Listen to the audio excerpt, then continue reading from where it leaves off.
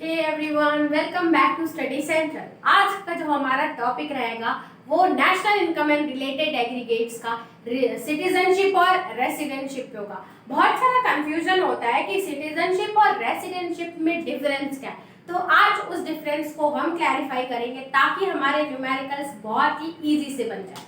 बात करते हैं पहले हम सिटीजनशिप। सिटीजनशिप के बारे में अगर मैं आपको बताऊं तो वो एक लीगल कंसेप्ट रहता है। लीगल कैसे? अगर आप उस कंट्री में बॉर्न करते हो तो ऑटोमेटिकली ही, वैसे तो ये बहुत बड़ा टॉपिक है, लेकिन अगर हम इकोनॉमिक्स के हमारे सब्जेक्ट के अकॉर्डिंग इसको समझे तो अगर आप उस कंट्री में बॉर्न कर रहे हो तो ऑटोमेटिकली आपको उस कंट्री की सिटीजनशिप मिल जाती है। या अगर आप कोई दूसरी कंट्री के सिटीजन हो और आप उस कंट्री की सिटीजनशिप को त्याग रहे हो या गिव अप कर रहे हो और आपको हमारे इंडिया की सिटीजनशिप के लिए अप्लाई कर रहे हो, अप्लाई करने के बाद भी आप उस कंट्री के सिटीजनशिप ले सकते हो। इसका मतलब कंक्लूजन अगर मैं बोलूं तो एट अ टाइम आप कोई एक कंट्री के ही सिटीजन रह सकते हो और मल्टीपल कंट्री के सिटीजन एक टाइम पे नहीं रह सकते। अगर आप इंडिया के सिटीजन हो, सिटीजनशिप है, तो आप जापान की नहीं ले सकते, आपको इंडिया की पहले गिव अप करनी पड़ेगी तो ही आपको जापान की सिटीजनशिप मिलेगी। थ्योरी देखते हैं।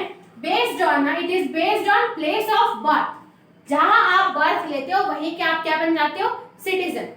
नेक्स्ट बात करें, अगर a person is born in India, अगर वो इंडिया में बॉर्न कर रहा है तो automatically he acquires the citizenship of India. Rest अगर बात करें, इधर ही अप्लाइज और he can apply for the citizenship of India. जो भी हमारे ऑफिसेज रहते हैं उसमें वो अप्लाई कर सकता है सिटीजनशिप के लिए, लेकिन उसको दूसरी कंट्री की सिटीजनशिप त्यागनी मिल तो सकती है। एक होती है बॉर्न करने से मिलती है और दूसरा अप्लाई करने से मिलती है। सिटीजनशिप समझ में आया। अब अगर मैं बात करूं रेसिडेंटशिप की बात, रेसिडेंट मतलब आपको रेसिडेंट रहने जैसा नहीं लग रहा। रेसिडेंट वो आदमी होता है या वो पर्सन होता है जिसका इकोनॉमिक इंटरेस्ट उस कंट्री में होता है और वो एक साल से ज्यादा अगर उस कंट्री में है तो वो उस कंट्री का रेसिडेंट बन जाता है। जैसे कि सिटीजन नहीं बनेगा, क्यों? क्योंकि सिटीजन आप एक ही कंट्री के हो सकते हो। अगर यहाँ पे कोई चाइनीज आया और वो यहाँ एक साल से ज्यादा रहा और वो यहाँ काम कर रहा है, मतलब वो सिटीजन तो चाइना का है लेकिन रेसिडेंट इंडिया का। तो देखो इधर ये एक इकोनॉमिक कॉन्सेप्ट क्या है एक इकोनॉमिक कॉन्सेप्ट है। और रेसिडेंटशिप हम कैसे बनते हैं मैंने आपको बताया, एक साल से ज्यादा किसी कंट्री में रहना और हमारा इकोनॉमिक इंटरेस्ट है वो उस कंट्री में लाई करना चाहिए तो ही हम बनते हैं उसका रेसिडेंट। तो ही हम लोग बोलेंगे normal resident of the country. उसको हम लोग क्या बोलते हैं? Normal resident of the country.